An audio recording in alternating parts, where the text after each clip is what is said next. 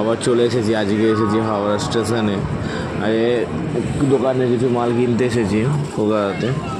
তো এখান থেকে মেট্রো ধরবো হাওড়া স্টেশন থেকে, যেটা নতুন চালু করেছে হাওড়া স্টেশনে। তো মেট্রো ধরতে যাচ্ছি, নিচে নামছি। ছবিটা প্রিন্টটা দারুণ করেছে, ভালো লাগছে।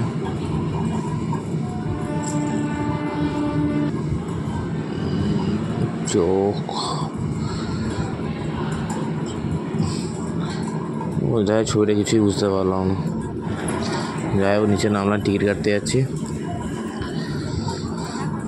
তো টিকিট কাটতে লাইন দেবে বুবাইদা, টিকিটটা কেটে নেবে আমাদের। তো টিকিট কাটা হয়ে গেছে, এবারে নিচে নামবো। আরো নিচে নামছি, বুবাইদাটা ছোট্ট করে পোজ দিয়ে দেবে। তো নিচে নেমে গেছি, আর 3 মিনিটে আসবে। আমাদের 3 মিনিট পর টাইম আছে।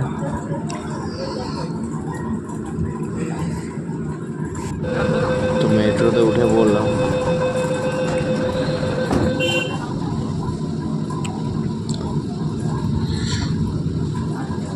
চালু হয়ে গেছে। তো চলো, তো আর কিছুক্ষণের মধ্যে মার্কেটে ঢুকে যাবো।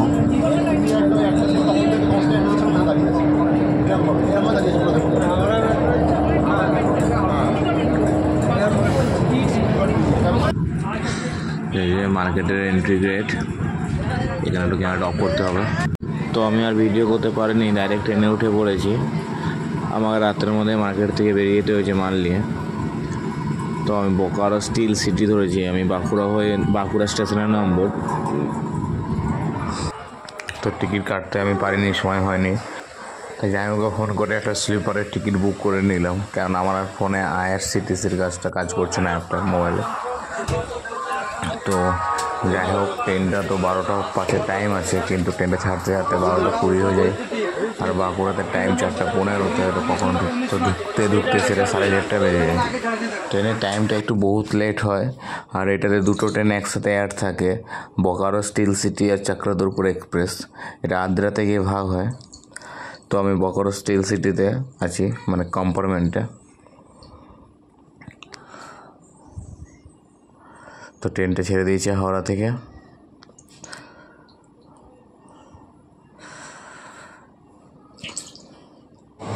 তো আমি একটু রেস্ট নিচ্ছি, কিছুক্ষণের মধ্যে খড়গপুর পৌঁছে যাব।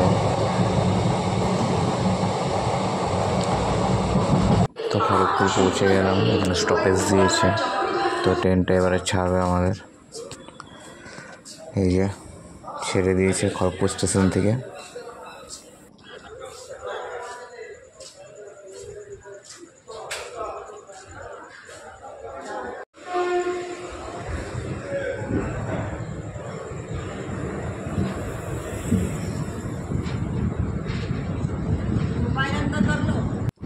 ম্যাডাম বলছি যে ফোনটা ঢুকিয়ে নাও, না তো ফোন চুরি করে নিতে পারে।